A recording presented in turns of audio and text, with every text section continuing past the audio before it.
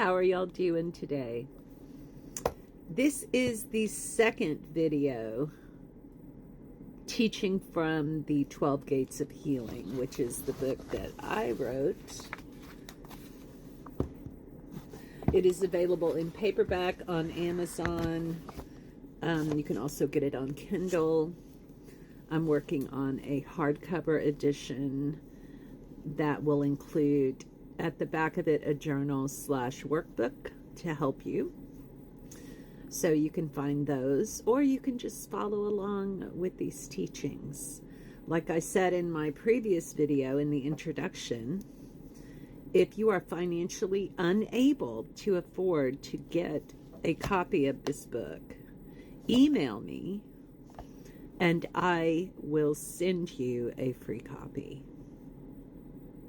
I'm not in it for the money, I'm in it to help people. Okay, so we are starting now on Gate 1. I'm going to give you a trigger warning because we're talking about accepting what happened to you and how to deal with it. And we're only going to go through the first key.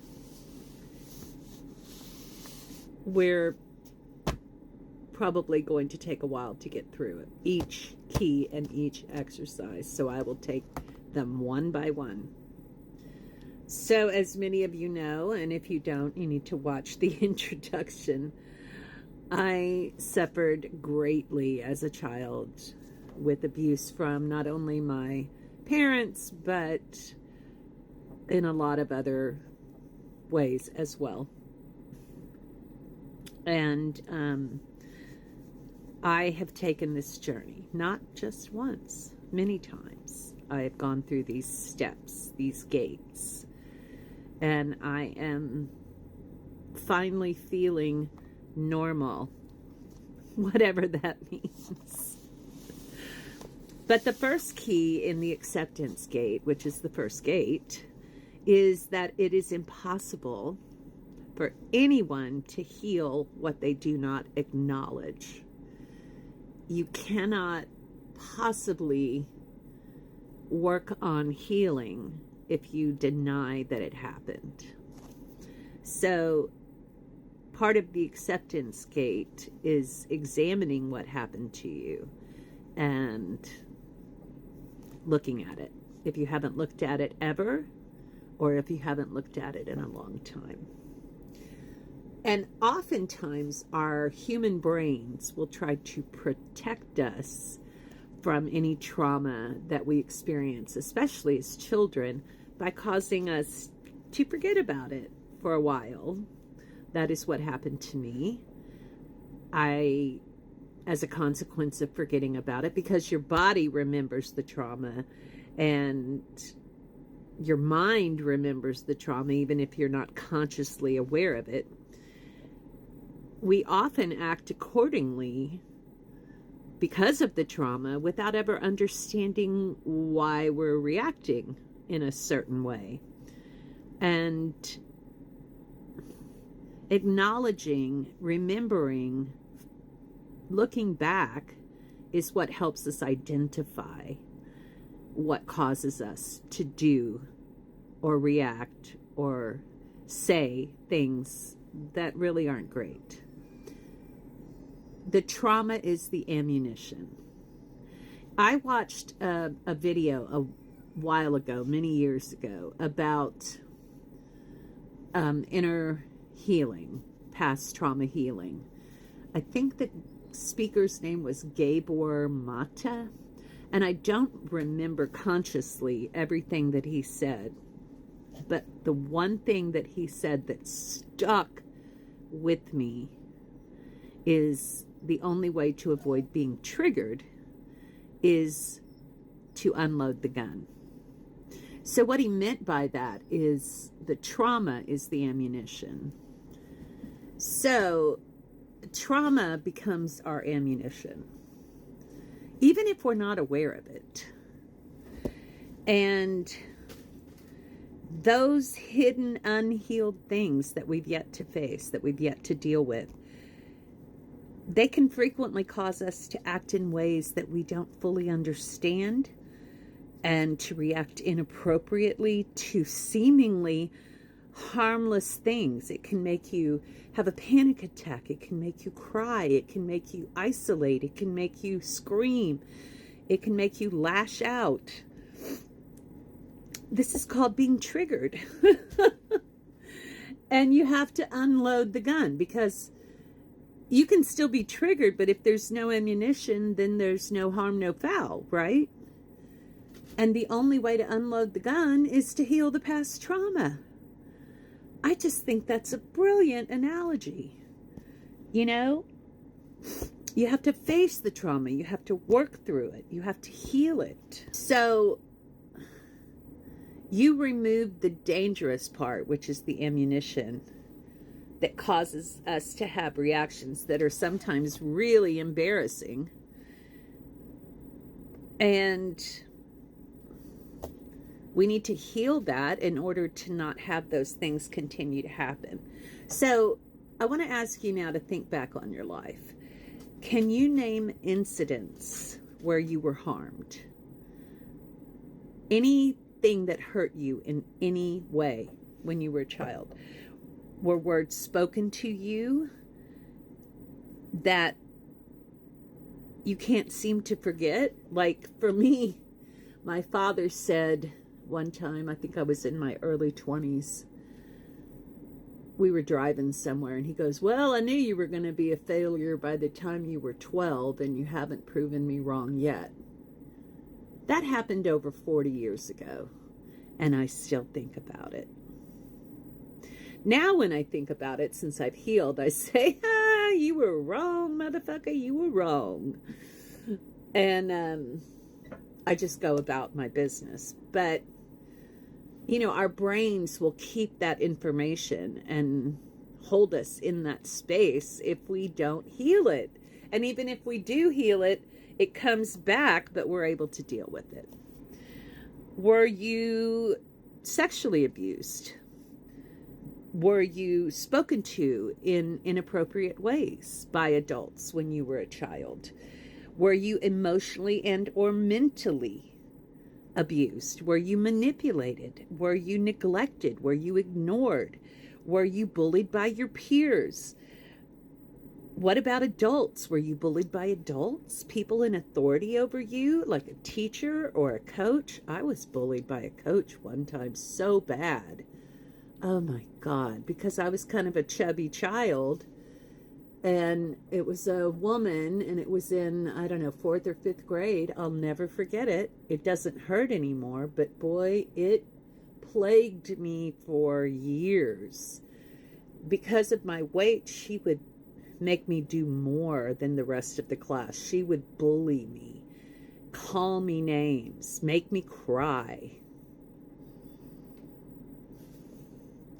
I realize now she was a very wounded person, had no business being in elementary education, that's for sure.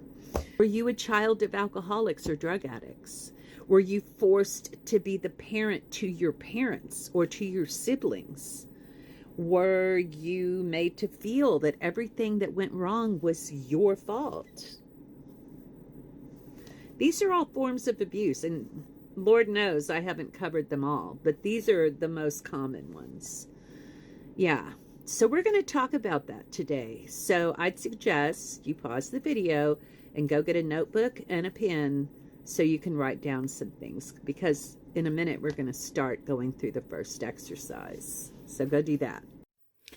So we're talking about childhood trauma, right? And accepting that it happened and acknowledging that you need to deal with it. And one thing I want to say here, because I think it's really important, is, and I'm going to read straight from the book so I don't mess it up. Research shows that chronic stress in childhood can affect the physical body in ways that doctors and scientists are just beginning to comprehend. When a child is under constant stress, or even just occasional stress, the development of their brain can be altered, as can their hormonal system and their immune system. So as adults, this past trauma can manifest in your physical body in many ways: chronic pain, overwhelming fatigue, anxiety and panic disorders, mental health disorders, digestive issues like my IBS, and even migraines and muscle tension. It's almost as if we are stuck in fight, flight, or freeze. For me, it was more about freeze. I would be incapacitated. I couldn't function. And in my earlier years, in my teen years and early 20s, it was fight. I got in so many fights. Yeah. And then in my 30s and 40s and on until recently, it was freeze or flee, you know, and those are not healthy responses. They really aren't. And they're coping mechanisms that we have learned to help us navigate as an adult and maintain relationships, keep a job, and attempt to be as normal as possible and function as a human being. But those coping strategies, a lot of them are very harmful, and they often appear like addictions to alcohol, drugs, food, shopping, gambling, any of those harmful behaviors. It could also manifest as addiction to adrenaline rushes, addiction to dopamine dumps. Many people get addicted to porn or sex. Many people get addicted to adrenaline-inducing activities that could, cause them physical harm. Many people get addicted to gaming, or like I got obsessed for a couple of years there with The Sims because I could create an alternate life and live in that world so I didn't have to deal with my fucked up life. There's all kinds of ways that we escape our trauma. We read too much, go into the fantasy realm of reading, and some people live vicariously through their own children and cause their children trauma. Yeah, chronic and often uncontrolled anger is another sign of unhealed trauma, Road rage, unhealed trauma. I think of people, now that I'm awake and aware, I can't even go to the grocery store without seeing, oh, that person's traumatized. That person hasn't healed their past trauma. That person, blah, blah, blah. And a lot of it's my intuition, but a lot of it is just being aware, knowing what those coping strategies look like in myself and in others. And anyway, we're going to talk next about examining those things. We're going to do some exercises. So like I said a few minutes ago, get a notebook, get a pen. Let's work through this together. A lot of it involves spiritual exercises and elements, which I will explain as we go through. But if you're working the book, there's an index at the back of the book that will explain a lot of these things. So, first exercise. Take out a notebook or journal, a pen, and it would probably be good to have a box of tissues handy because, there's a lot of tears that happen during these things. Find a quiet space where you won't be bothered or interrupted, and settle yourself there and be prepared to spend time. So we're not going to spend the time today. I'm just going to explain each of the steps, but you might want to take notes.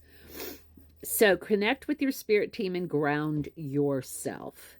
So what that means is just get quiet, close your eyes, take a few deep breaths, put your feet on the floor. Ooh.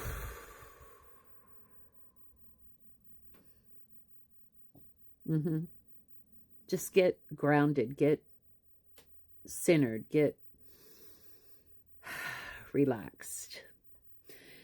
And then take 3 deep cleansing breaths, in through the nose, out through the mouth. That's part of it. But your first exercise is to make a list of all the things that you do in your adult life now, or anything you did in the past that you could call a coping mechanism.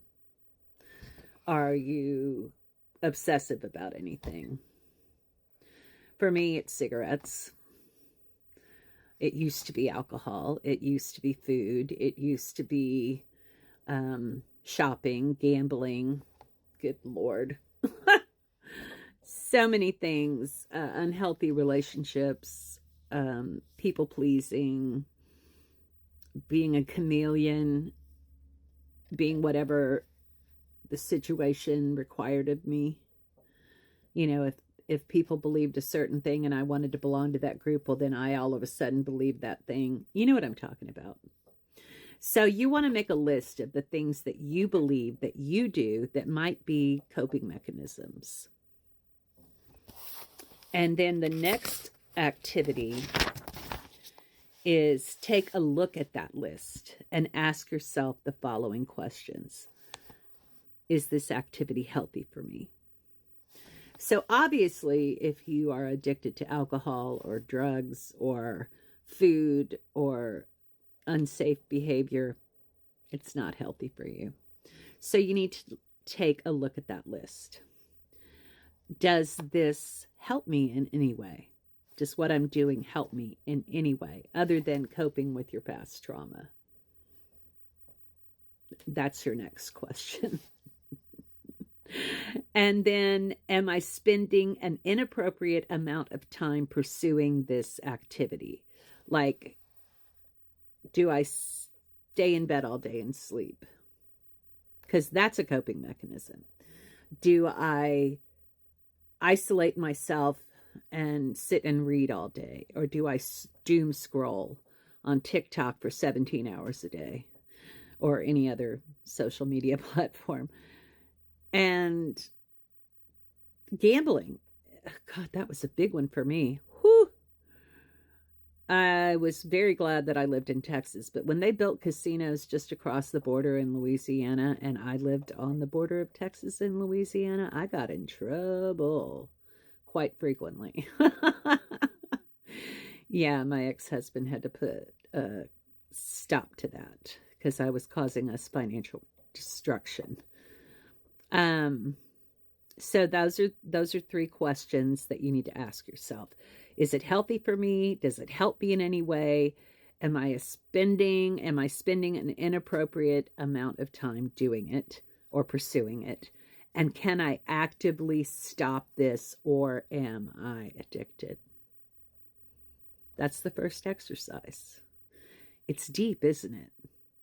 So don't be afraid to spend time. Don't be afraid to go back to it. Walk away, go back. Walk away, go back.